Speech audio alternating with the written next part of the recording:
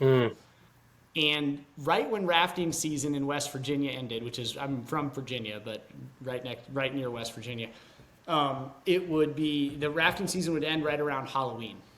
And one of the side gigs I found was selling Christmas trees. Started right before Thanksgiving and ended right at Christmas, and you'd make a pretty good chunk of money, right? And so I went to Austin, Texas, and worked for this guy who had been moving Christmas trees from the mountains of North Carolina to Texas for like 2 generations. You know, his family had been doing this. And that was the first time I actually got like a lesson from somebody else in sales. Mm-hmm.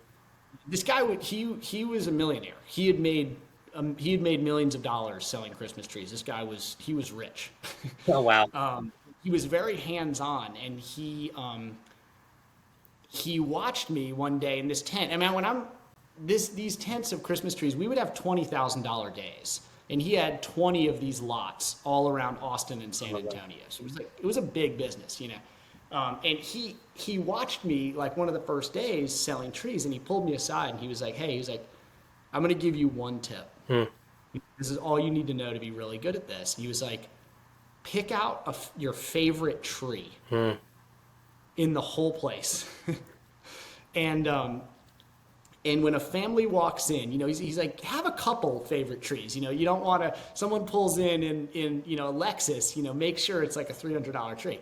You know, but he was like, they come in, he's like, you very clearly, welcome them and then say, hey, come check out, I want to show you my favorite tree. I just put it out. He's like, and then watch if 8 times out of 10, you don't sell that tree, because Wow. you will.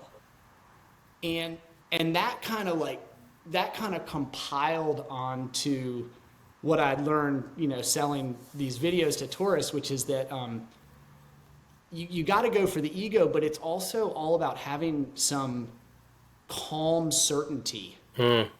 about what you're selling.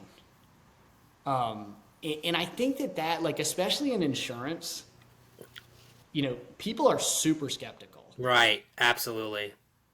And so you had better not be the guy that rolls in there and be like, well, you could try this, or maybe you should try this, or you know, no, it doesn't. This just doesn't work.